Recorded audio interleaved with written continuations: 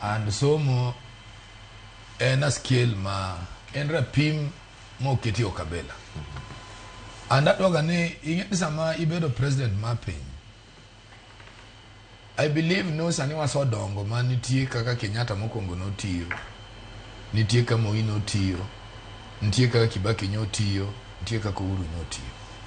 And I believe no president got those things in archives. Tibro nwango ni ndalo mane Kenyatta mokwongo tiyo. Chiegni ni piny ne onwang' ka joluo mane osodongo in academics. To onge chieng' mane Kenyatta interfere mbalariany no interfere go university. Somo no wa abo dhi nyime kaka nonego dhi. Kendo jowa mane ni office. In fact, OP kane nga chini jaluo 80%. Ma notimo mana balancing kakoro bendo somiyo jogi opportunity bu jogi bendo chako di school. Gima nyako winjire ni an gima chanda Cleophas in this country. Jogi nga in case. To yo magi lowe manwang kabro pogore nkech koro gidwaro wake siasa. To ka gisoro wake siasa to gibro miyo jokacha be siasa.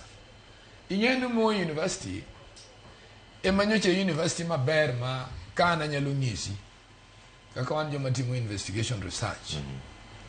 Mani university especially medical science. University manyocha anyalo paro no kidhi titha thanu to imunegi. Nikech gimancha gin go mokwongo nyiche the advantage mar experts. Ma ai pinje mopogore manyocha biro somo kanyo. Gino gibi kan ki corruption, and that's why nyocha neno ka mo referral dongo. Gin gibiro kanu tuoche go gitimo go research to help them build their brain. One thing you know, Wakawo University can get loso pesa. Iwinja.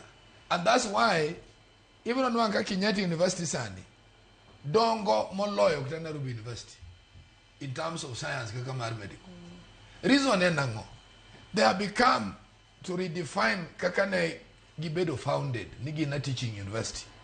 Kwa apart from puonji kaka ja puonji. Kagin ga faculty is in line with an expertise kata engineering. To gikongo gi training kaka ja puonji to in kata engineer to gi puonji nyaka research. Coding 3 components. Mapod kata ki retire puonji, you will still go and work as an engineer. Podi nyalo timo research. Mae gima nyicha mo itimo. Our problem with this country. Unu neno mana nes jui kabila. Problem wama kongen politicians. Nikech kino tergi kani gini magidi investigate gini. Gino kani makini gichama soya.